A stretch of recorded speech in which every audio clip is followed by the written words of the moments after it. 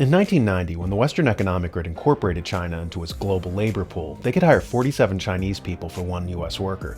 The solution to the West's flagging growth was said to be euthanasia. Now that Chinese workers are aging out and no one can replace them in the factories thanks to their one-child policy, the West is in another economic pickle. Their solution to declining growth? Euthanasia.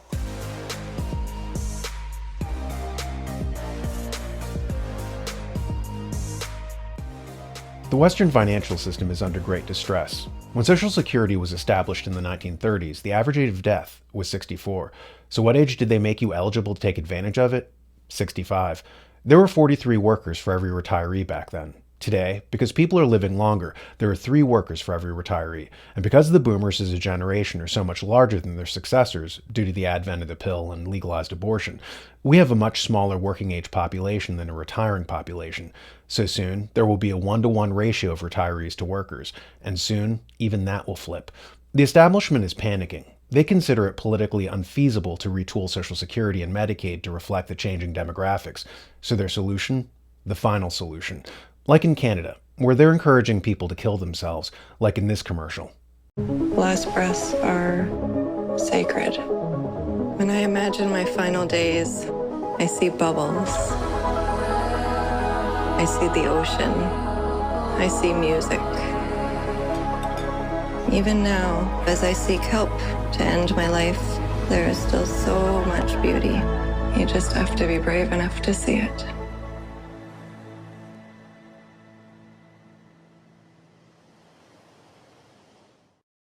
One person on Twitter commented, "Kill yourself is either an insult that'll get you kicked off Twitter or health advice from the Canadian government."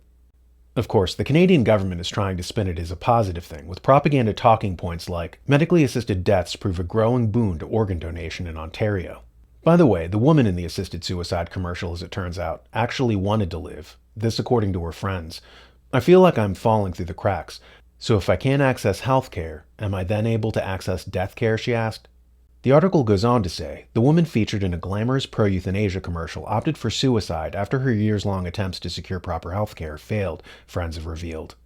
But don't think that this is just Canada. This is the entire West. They made a Mephistophelian deal in the 1930s to stave off communism by offering a softer kind of socialism.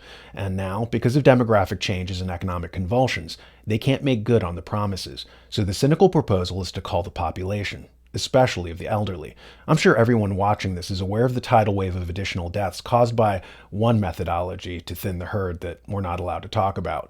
Another way is cutting off energy supplies to the populace. According to a recent article entitled "Europe's Energy Crisis is Reshaping Geopolitics," we read, a new modeling suggests that a 10% rise in real energy prices is associated with a 0.6% increase in deaths over a typical winter season. That equates to over 100,000 extra deaths of elderly people across Europe in the coming months.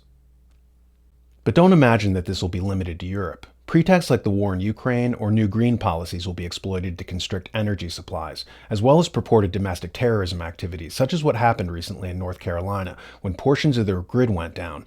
The media, given their script by intelligence agencies, blame the outage on right-wing extremists protesting a drag show being put on for children. But now other energy grid sabotages are happening, such as this article entitled, 5 electricity substations in Oregon and Washington are attacked just days after 2 in North Carolina were shot up, causing widespread power outages. They're setting up the narrative now. Energy will be constricted, the elderly will die, and the villains are those dastardly family values-having extremists.